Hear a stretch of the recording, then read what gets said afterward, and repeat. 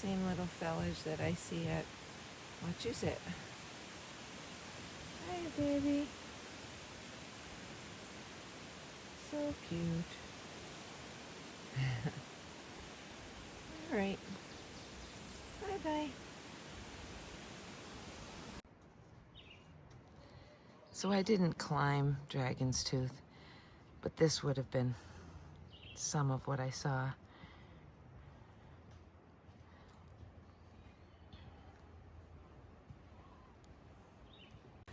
Well, would you look at this? I I just came up over a small, just a tiny little, hill. I've been in this pasture for only a little while. Tons of horseflies and things in here. But there's a nice breeze, so for the most part, they leave me alone. But right now I'm standing still. They're like, no, we want you. But anyway, so I've been in this pasture and I could smell cows right from the get-go. Oh, the bugs. Okay, so I come up over that tiny hill and look what I find. Now, they're standing straight on the trail, so I will be, bushwhacking this thick undergrowth. But, hey babies. I pray they don't come over to me. That's the only thing. I can love you from afar. Yeah, I love you from afar. Mm-hmm. You're the most beautiful babies ever. Uh-huh. Look at the little calves. Oh my goodness, do you see them? Oh, that's too much. There's the baby calves. Oh my goodness, look at the little face. It's like, hey. Hey, how are ya? Oh my goodness, look. Oh, hi. Hi, little guy. Actually, you're getting bigger, aren't ya? Anyway. Oh, gosh, so cute. All right, let's see. All right, we got another hiker coming. Wonder what they think. All right, girls. Well, I'm gonna go this way if it's all the same. Okay. Okay, bye, baby. Hi, you're beautiful. I love you. Yes, I do. I love you. Yes, I do. Yes, I do. I love you very much. You're all very beautiful, and I love you. Gotta go. Bye-bye.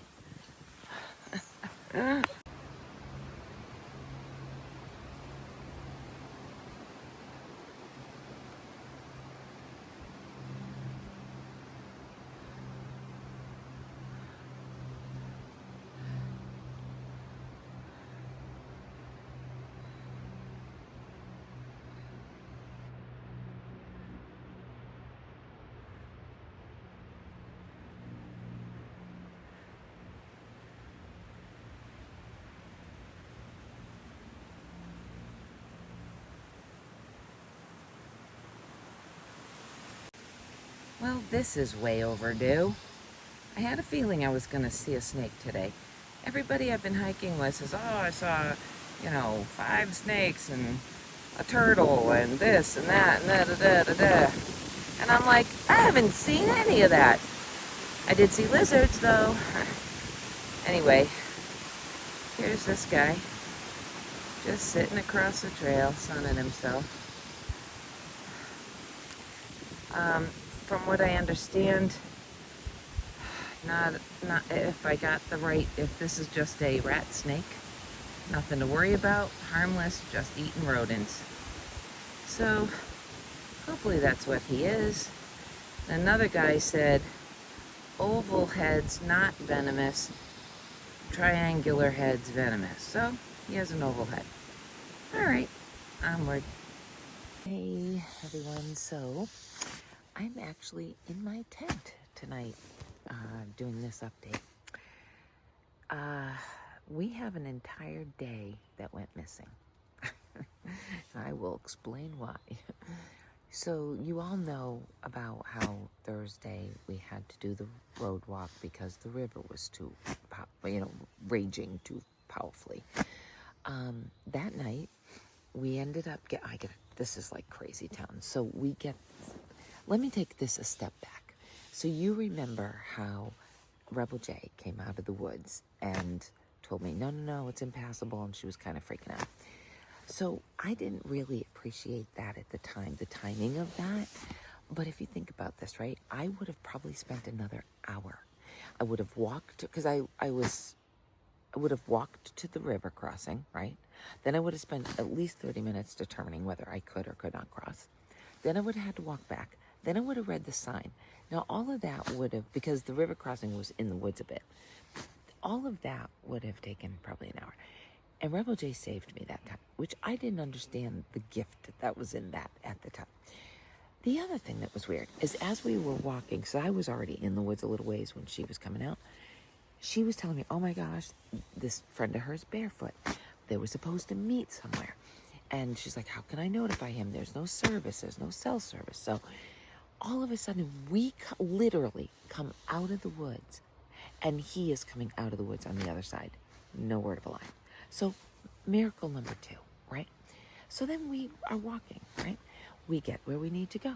She already has predetermined with Frito where they're going to meet. So that we already have figured out. But then we discover we still don't have any cell service. And we're supposed to have a shuttle take us to a hostel the next day. We were supposed to walk 7.5 miles, but through the woods. It was almost the same. It actually turned out to be 6.6 on the street. But it was like a 7-mile walk through the woods. Very arduous, I guess. A huge climb, which we totally missed. Frito had to do. So we didn't. So we were supposed to let the shuttle driver know when we got done. How were we going to do that? There was no cell service. So we're getting everything set up. We got our tent set up. I'm making dinner, and all of a sudden, this guy pulls in with his car, and he's got takeout, and he proceeds to just sit with us and start saying, hey, how are you? And I'm like, okay, this is weird. And he goes, I live over there. I created this whole space because there was an umbrella and there was a little fire pit area. And I guess he put it all together. And I'm like, oh, wow, this is really great. Are we allowed to be here? And he was like, oh, yeah, you can be there. Then out of nowhere, he goes, by the way, I'm the shuttle driver for Huckleberry Hostel. And I'm like, are you kidding me? That is the very hostel that we were trying to figure out how we were going to tell the shuttle driver that we were now there early. What? I'm not even kidding. So that was incredible. Okay. Frito eventually comes. So we were arranged our shuttle in the morning, blah, blah, blah. Frito eventually comes out. He decompresses. He's been decompressing for 7 miles of arduous climbing. Anyway, we all go to bed. I made my dinner. Well, that's where things started to not go so well for me. This is a dinner that I made, okay? So I know it was made with clean hands in a clean kitchen and with good quality ingredients. But I ate it, tasted fine. And then around 9 o'clock, I'm laying in my tent and I am not feeling good. My stomach was very, very, very nauseous. And all I can think of is Noro. And I'm thinking, how? So for 2 hours, I laid there trying to figure out when I may have eaten something and didn't wash my hands, which was never, because I'm so compulsive right now about it. So I have no idea what happened, but I didn't end up getting sick. And the next day, I had some coffee. That was probably a mistake. Still, I'm feeling very nauseous, but I'm still not getting sick. So I'm just kind of quiet, pack up my tent, get everything. Shuttle driver takes us to the hostel. We get settled in. I choose to tent. They did end up having one bunk. Originally, they told me they were full, but they ended up having a bunk free. I chose to stay in my tent anyway, just in case I was sick, right? But it didn't seem like it, because from what everybody told me, it comes on fast and furious and you know it immediately. Okay, whatever. So I saw this guy eating a pizza. Every hostel has frozen pizza. And somehow staring at that pizza did not make my stomach ill. So I thought, all right, maybe I just need to put some carbs in me, right? I made a pizza, two 2 pieces in, and I'm like, no, I got to save this for later. So I put the pizza away, and then we all decided to shuttle into town because we wanted to go to the grocery store and to an Outfitters. There was something else. I wanted to look into a new pack. That's another story I'll tell you all about later. So I'm barely holding it together. My stomach is just not feeling good. I'm in the grocery store. I'm supposed to be picking out food for me to eat, and everything just made me want to hurl. So I'm like, something is definitely wrong, and I don't know what it is. So now I'm not eating. I'm not drinking. Well, I did eat those 2 pieces of pizza. And then, this is so bad. Now the shuttle driver is bringing us home. Now, he had just bought himself a zippy new Jetta Sports edition. Okay, this thing, and the roads all in this area were super winding, right? Like super serpentine. So he is just driving faster than I would, hugging those corners. He's just going. He's got the air conditioner on, so I can't roll down the window. And I am getting sicker and sicker and sicker. Only now it's car sickness on top of whatever the hell else was going on. And I'm just trying to be a good guest and not ask to roll down the window. But we literally pulled into the driveway of the hostel. And I flew out of that car and right into the porta potty where I vomited my brains out. Honest to God. I don't know what it was between the car and whatever was last night, but all that pizza came back. So that's what I mean by I really didn't eat. And then it was like I felt a million times better, but not better, not like perfect. So I just kind of hung out. It started raining. I didn't want to be in my tent in the rain. So I went into the hiker lounge and I just kind of hung there and was quiet and talking a little bit. Oh, pardon me. And so I said to the people, like, they're looking at me like, you know, you're a gross, disgusting person with noro. Yeah. Oh, did I not say that? Everyone thought I had noro by this point, right? So now they're all looking at me strangely because, of course, if you're vomiting, you must have noro. And I'm sitting in the hiker lounge and they're all looking at me like, why are you in here? And I'm like, look it, unless you're in here with me licking my fingers, you should be okay. And they're like, oh, I guess so. Anyway, they were trying to be really nice, but I don't blame them for being terrified. I'm terrified of Nora.